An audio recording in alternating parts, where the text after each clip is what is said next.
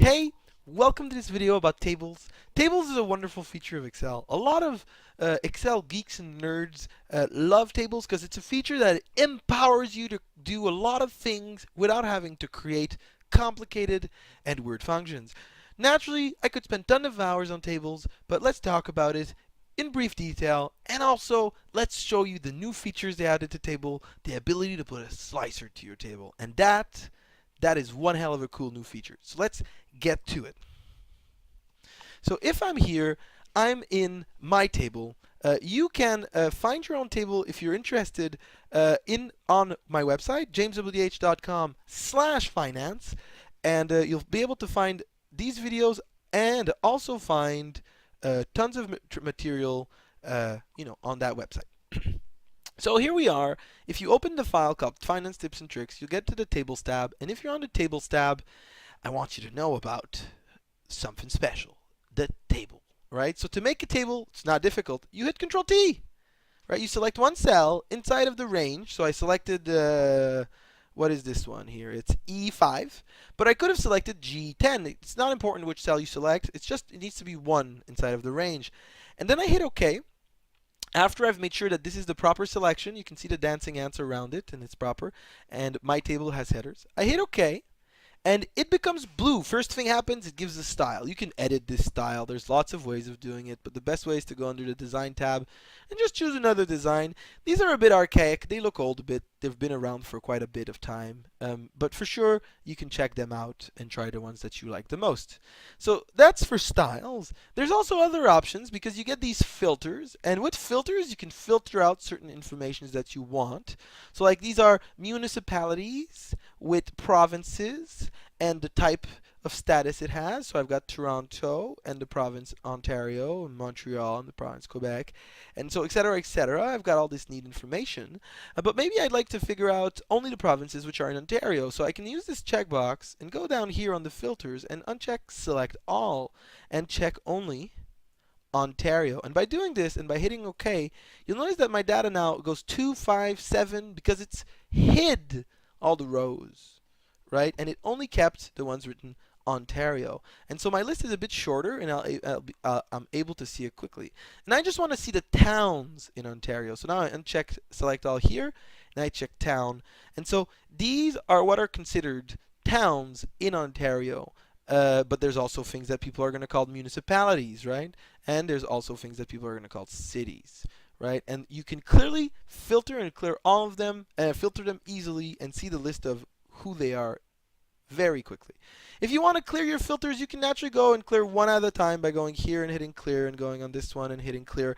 I find it a bit tedious to do both at a time because when you do both, you end up having a bit of a, forget one, and then if you forget one, that's bad. So I like using over here under sort and filter the button called clear. And if I use this button, you'll notice both of my filters were cleared out without having to do 2 clicks, which is pretty much a great benefit.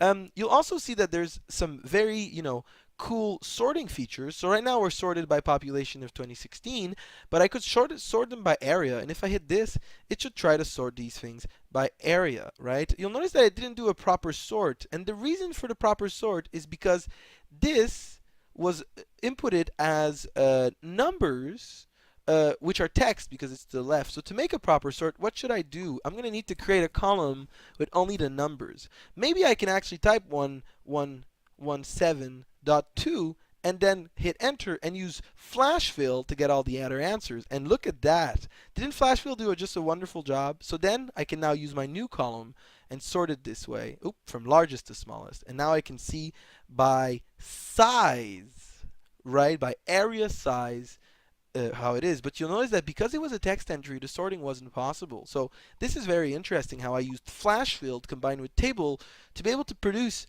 a sort that I wanted based on area. I'm going to delete this extra column. But these are features that are extremely useful that table does. And there's another one I want you to know really quickly. It's one that I like to call the total row. So this one's easy to get. You right click in your table, you go under table and you check total row. In here, you go to the bottom and it creates a total row, which gives you the total. So this is the total population of the 100 cities in 1996. But say I want the total for this one too. I just have to click on the cell, go on the drop down, and go here on sum, and I'm going to get my totals for all of these really easily, right? So I can see that over time, population grew, and this is only possible thanks to this great feature called total row, and I get all my totals at the bottom now. And to be honest, this is amazing. Now, what can I do? Well, if I'm curious to know about the people in Alberta, I can uncheck and just check Alberta, and these are all the big cities in Alberta, right? And their populations, right? And these things here, right, adapted to show me only the population of Alberta, right? If I would undo this and hit clear the filters and I go scroll back to the bottom, you'll notice these numbers have gone back to Canadian level numbers. They don't just show the numbers of Alberta. So let's go check now for not Alberta, maybe Nova Scotia, right? Or yeah, Nova Scotia, why not? I hit Nova Scotia. And you notice now the numbers have adapted to show me the population of the two most populous places in Nova Scotia, which are Halifax and Cape Breton. So I'm going to clear these filters, and I'm going to show you this last tool I wanted you to see. The last tool I wanted you to see is the fact that they've added now the ability to put slicers to tables. This is a slicer. You click on your table, you go click Insert Slicer, and you get a slicer. So I'm going to get a slicer, say for province. Yeah, for province. And that's it. You could create more if you needed, but I'm just going to create one. And you see now, I get a province slicer. I'm going to grow it so that we can see all the province inside.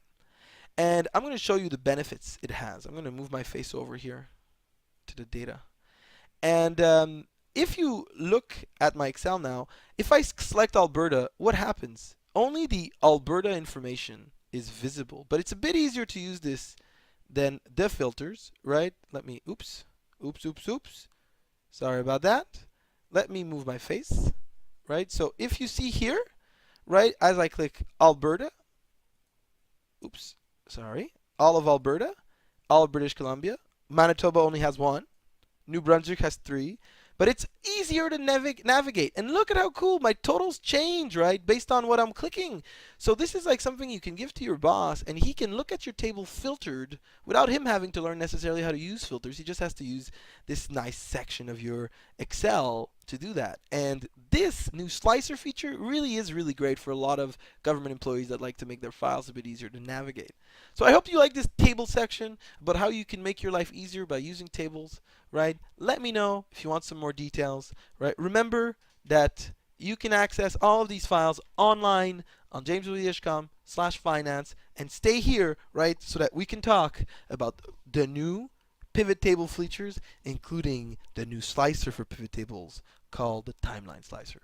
I'll see you there.